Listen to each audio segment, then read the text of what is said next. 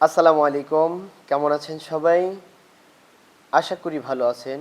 Facebook বন্ধুরা অবশ্যই এটাকে একটু ছড়িয়ে দিবেন।